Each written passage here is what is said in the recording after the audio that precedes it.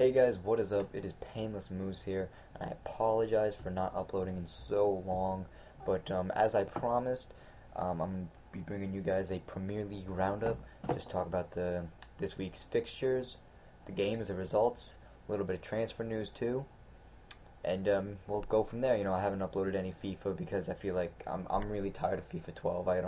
I have no drive to play it anymore, so I'm just going to wait for the FIFA 13 demo and then I'll start uploading that. But for now, we're gonna run with this. So to start off the weekend, there was Swansea versus West Ham. Swansea continued I think they've scored 8 goals so far in 2 games. They're on really, really good form. And West Ham, I don't know if Swansea could be stopped in that game. They looked really confident, and I just felt like they were gonna win no matter what. Aston Villa at Everton. I felt like last week Everton played extremely well against Manchester United, and they continued with their form against Aston Villa. Fellaini's playing really well, and their defense is playing solid. Jelovic has been a really, really good center back so far for them in the first 2 fixtures, and I feel like they deserve the points. Aston Villa needs to work on some areas. They haven't came out with the best start so far. And then Manchester United versus Fulham. This game was interesting. Robin van Persie scored his first goal for United, but I felt like even despite Manchester United's control of the game, Fulham still crept back, and it was a 3-2 win for Manchester United. But I felt like Fulham had their chances. They didn't take them. Manchester United definitely had their chances. Kagawa looked good.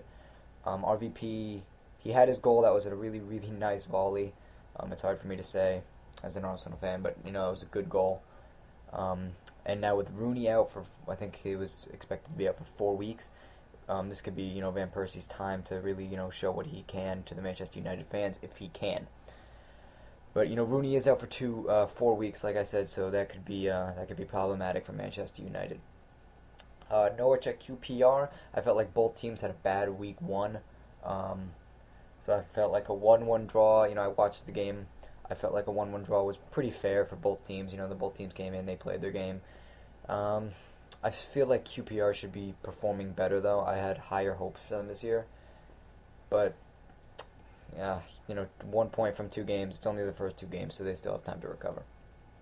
Southampton at Wigan, or I should say Wigan at Southampton. Newly promoted Southampton, I didn't really have many expectations for them. And Wigan, they're an average team. I would say they're going to finish mid-table, maybe 15th, 14th, 13th, around there. Wigan should have won. They played their game. 2-0 win for Wigan is a completely deserved result. Now on to Tottenham and West Brom. That game ended in a 1-1 draw. Tottenham still not coming out and showing very, very well at all. They didn't play well week 1, and against the West Brom side, they should definitely be picking up points in that fixture. But as a Spurs fan, you have a lot of, with Modric outgoing and a couple of more, some rumors surrounding ingoing. You never know. You don't really have a set striker right now. Defoe's your only striker right now, so you never know. Chelsea and Newcastle. I had a lot of praise for Newcastle after week 1. I felt like they played well. They didn't deserve a 2-0 loss to Chelsea, but Chelsea continued to play well. Hazard showed well. Torres with his goal, that was a really, really nice outside shot goal. Chelsea are playing really, really well. You spend the money, you're expected to beat teams like that 2-0. Arsenal at Stoke ended in a 0-0 draw. Arsenal still have not scored yet. I wouldn't be completely worried yet as an Arsenal fan, as I am, but we do need to start getting goals, and as well as Arteta and Cazorla look together, we don't have, our strikers look very uncomfortable, and they look very out of the game. We control the possession in both games against Stoke and Sunderland. Arsenal controlled the possession. They played their game. We just haven't been able to finish. But the defense has been playing well. 2 clean sheets in 2 matches isn't bad. And Stoke, I'm not really a fan of Stoke. I felt like Stoke, they played for a draw, and that's not, after the whistle blew, Stokes manager was running off the field with a big smile, like he was happy he just got 1 point out of the fixture, which is really disappointing to see. And the last game was Liverpool and Manchester City. With Liverpool's horrendous start to the season, I expected a bounce back, but again, this game was against Man City, so I didn't exactly know how they were going to play. But Man City wasn't all that convincing in week 1, so a draw kind of was shocking. I felt like Man City should have took this one 3-2 or 2-1, but Man City haven't really showed well. They look very uncomfortable. I know Aguero's out now, so Tevez is having to show, but Tevez is playing well. But against the Liverpool side, I felt like Manchester City definitely should have picked up the 3 points.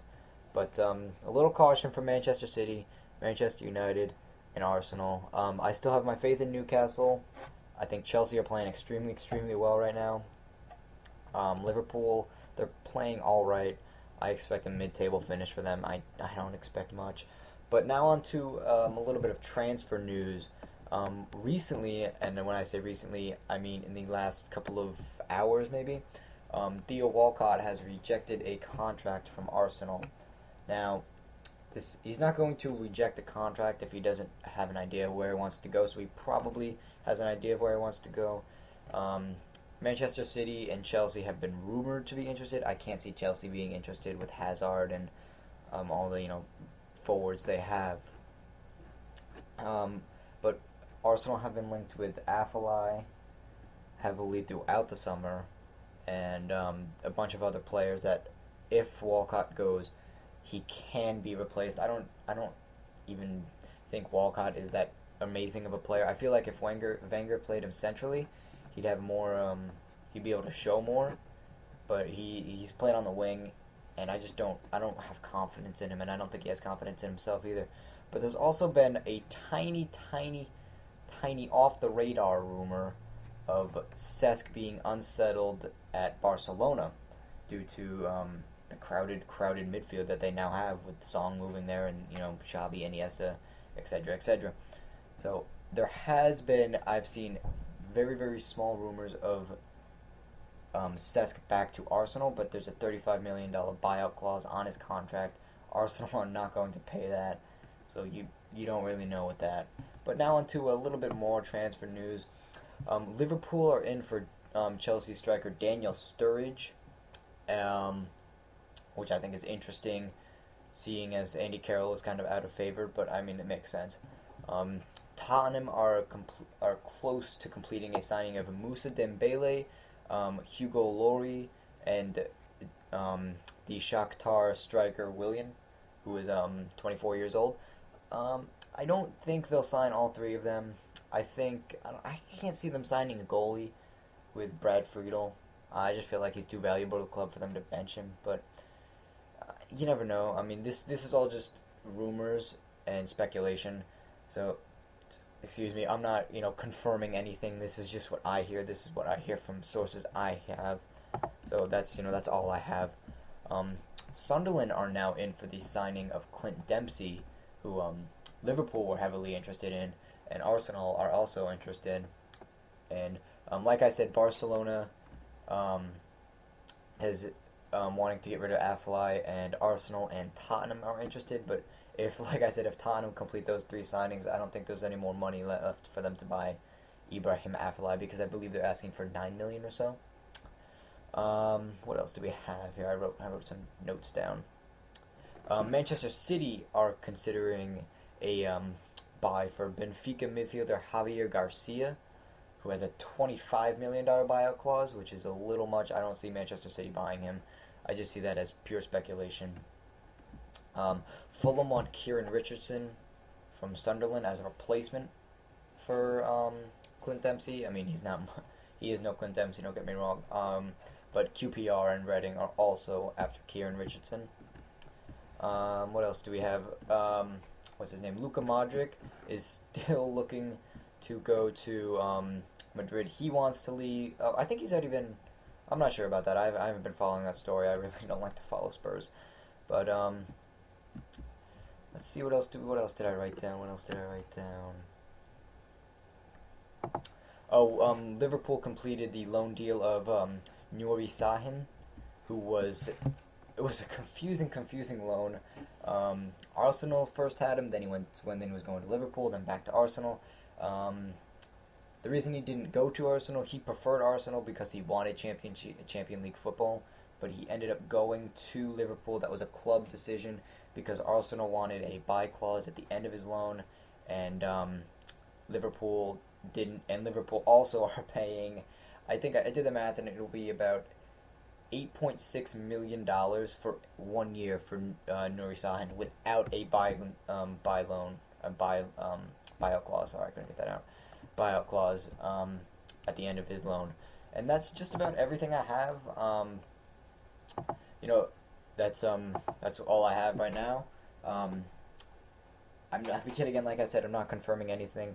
With the transfer window closing down, anything is possible. Everything I could have said could not happen at all, but this is just what I heard, from the sources I have, and this is the information that I can provide you guys with. So, like I said earlier, if you want more of this stuff, I'll probably be doing these weekly on Tuesday. So, if you're interested, subscribe. Also, right when the FIFA 13 demo comes out, expect me to be posting gameplay of that, and along with FIFA 13. And that's about all I have to say for today, guys. So, I hope you enjoyed it. And as always, goodbye.